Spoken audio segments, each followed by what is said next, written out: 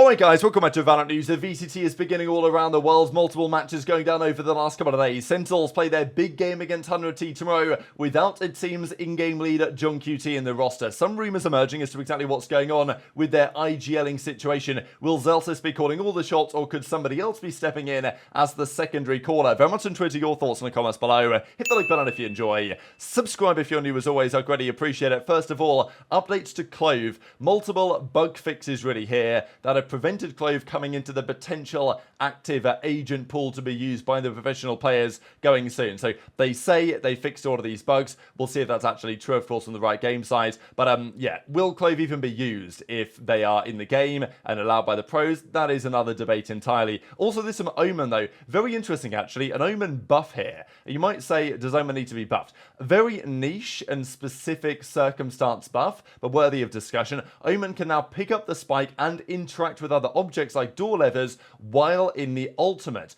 without having the need to cancel. So the spike thing was one of these kind of like buggy things where it wasn't like it didn't seem like an intended feature. I think this is confirmed actually by some of the developers that, you know, it was a bit glitchy. Sometimes you could ult and pick up the spike and then sometimes it wouldn't work and you had to cancel and all this stuff. Now this is like an intended feature that you can actually ultimate, pick up the spike through the Omen ult and potentially, you know, open and close doors using the ult, which is actually a really interesting idea in terms of the way this could be exploited in, you know, professional play by the good players. It's not gonna break the character, I wouldn't say, and it's a relatively niche change, but it's something to look at regardless.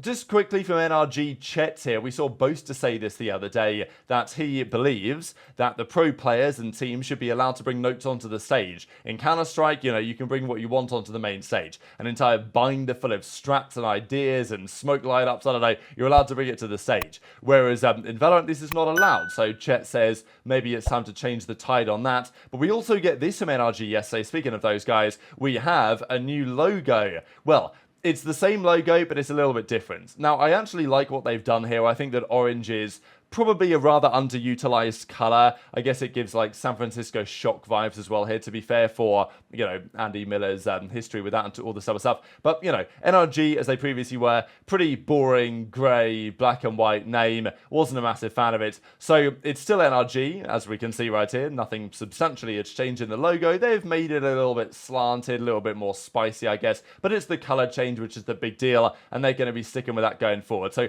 I like this personally. I think it's a good change. But speaking of many of the matches going on around the world, this is one example here from the Chinese region. This is funny actually, Wolves versus TEC. We have the Sentinels bundle making its appearance. So the Sen bundle is absolutely everywhere right now, and the VCT China skins are set to be added into the game with the next patch is how it currently stands. So yeah, we'll see if they're any good. But also confirmation yesterday of another rule for the playoffs qualifications for the regular VCT season. Now this has been known for a couple of days now. It's been talked about a couple of days ago. The Pacific make this clear themselves. This, I believe, will apply around the world as well. I will say, like, the format's just quite complicated, are they? Like, there's just new things to think about, new things to remember, new things to consider. This is probably a good change, and maybe it's a quirk of having 5 teams in one group and 6 in the other. But basically, if you want to qualify for playoffs and be in the top 3 of those respective groups, you're going to need to have at least 2 wins, which probably isn't going to be, I don't imagine that's going to be that relevant, to be fair anyway. Like, I imagine teams will have more than those situations and find themselves in that spot,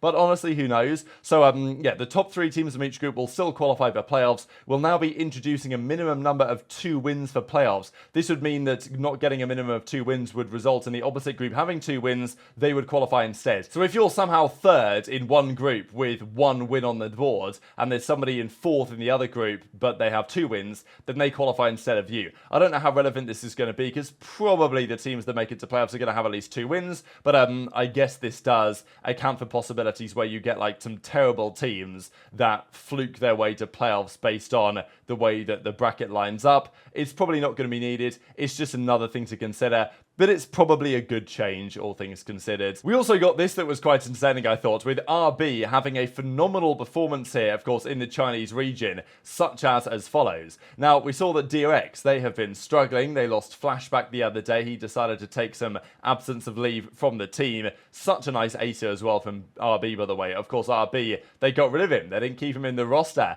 They decided to part ways, and as King says in the replies at DRX, like, hey, you might need to get this man back into the team. Before we get to the VCT, a couple of things on challenges. Turtle Troop, they took down Sad Esports yesterday 2-1. Ascent was 13-5 on Sad Esports pick. Sad then won their pick 13-8, and then the Lotus was 13-7. The interesting series in some ways was from, you know, Together We Are Terrible, as people were calling them, because they got slammed. And Dapper actually said here afterwards that, yeah, he only played at like, what, 30% of his power or something. This was ugly, man. Will had a really hard time. He had 7 frags over 2 maps. I mean, game 1, 13-4 on the Ascent. Will had 5 frags. Sunset was 13-2. He had 2 killed. It wasn't pretty. Oxygen looking very strong, but as I've said before, there is quite some skill gap down there in challenges, and the best teams will remain the best teams, and that is how things are currently trending, because there was some, you know, excitement here from Mr. Funhaver over 10 different agents being used here by the 2 teams on the Ascent, and well, it was completely chaos, as you might well expect. So in the Chinese region, we had those 2 games. Wolves eventually went down to TEC, Titan Esports Club, where, of course,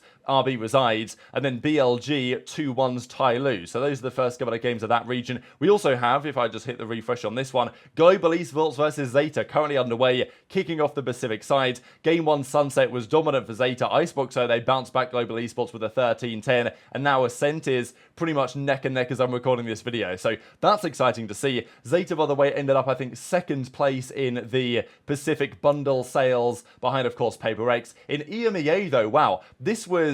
FUT Esports are good right now. They've been very good for a little bit of time, but it's got to be said that, yeah, Team Liquid looks somewhat dysfunctional. To bow out in the way that they did here, there's got to be something to think about internally there. Split was 13-5, and then Icebox, the pick of Liquid, was 13-8 the other way. So good performance from FUT, of course, and these, you know, Turkish team, but yeah, Team Liquid, they have losing safe. Seems to have been quite a substantial loss for those guys. And Gentle Mates, actually, this was a really great story, I thought, to kick off the EMEA stage. The team that qualified through Ascension, taking down BPL under 2-0. This was pretty close, 13-11 on the Sunset, but the Ascent was 13-7 on their pick BBL, and Gentle Mates get the victory. So, yeah, awesome story for those guys to see how they can fare here, because there hasn't been that much optimism around the teams that qualified. Even G2 in the Americas, you know, they've now made a move, minus Net plus Icy, to try and make something happen there. And in the Pacific, obviously, Bleed, they ain't looking so good either as it stands. But I also wanted to mention what's going on with the Sentinels situation. They, of course, play tomorrow against 100T. Massive game on that front. Who's going to in-game lead this roster? That is a question. There was also this from a Leviathan video they did, and you guys can see it's somewhat blurry because it was very small on the screen. We can see the logos anyway of the order in which the Liv boys put these guys in. Now, there was definitely some trolling going on here, and, you know, maybe don't take this a bit of grain of salt is what I'm trying to say here. But anyway, they put themselves at the bottom. G2, then of course NRG, they've got down at the bottom as well, which is a little bit controversial maybe. And I don't know, maybe they're basing this somewhat off scrims, because we know that in practice, NRG aren't that good, and 100T apparently are very good. So just worthy to look at. Furia, Crew, MIBR, EG, and then NRG, G2 at the bottom of the tier list, with Cloud9 and 100T surprisingly high. But honestly, lots of people rate 100T right now. And certainly Liv probably should, because we have even more scrim mucks over the last couple of days here, with 100T up 14-8, for example, on Lev.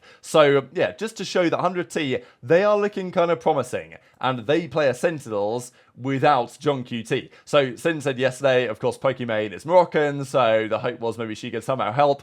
I don't think that's going to happen. But, yeah, John QT says, yeah, book the flight already. We got it locked in. It's done, deal, sorted. But I think at this point, there's just no way it's going to happen in time for their first events. Now, we heard the discussion yesterday that Zelsis is going to in-game lead this team. It's not going to be Sassy. It's not going to be anybody else. Zelsis is going to step into the role. And even Sensei, Zelsis just told the team that IGL stands for isn't going to lose. So it might be all over for these guys. But there was also some discussion on stream. Now, I'm sure that Curry, he also had a clip on this, but certainly Zekken, they're trolling, they're joking around. Tens isn't going to be in-game leading. But is there a possibility that TenZ could be a secondary caller, you know, call some shots in some regards? I think that is one of the benefits of Sentinels. They do have vocal players that are willing to give their thoughts. So maybe there's a world in which TenZ can give his perspective. I'm sure the same for Sassy as well. But my opinion is that Zelsis will probably be doing most of the heavy lifting when it comes to the in-game leading. But that is going to be quite the challenge against a very talented in-game leader such as Boostio. Yeah, sure. That's fair. That would be what text is. Should've got your trade, bro. My bad. Their Viper's poison is not just physical, it's psychological as well. Keep strong. Who's gonna IGL this upcoming match this Sunday with 100 Thieves? We've been trying Tyson, but we'll see. It's like a mix of everyone. Who's our new Mr. IGL? Tyson's been IGLing in scrims, and we're undefeated. One truth, one lie. Up to you to figure it out. So very much interested your thoughts on all this stuff in the comment section below. Just one final thing I thought was pretty cool here from, well, Zekken voted #1 duelist in the Americas via an anonymous player poll by, you know, quite some margin really here over Aspas, and then Oxy in third, which is pretty impressive, I think, for him, given, well, how he's looked so far. But very much interested your thoughts in the comments. Hit the like button if you enjoyed. Subscribe if you're new. Take care, and I'll see you next time.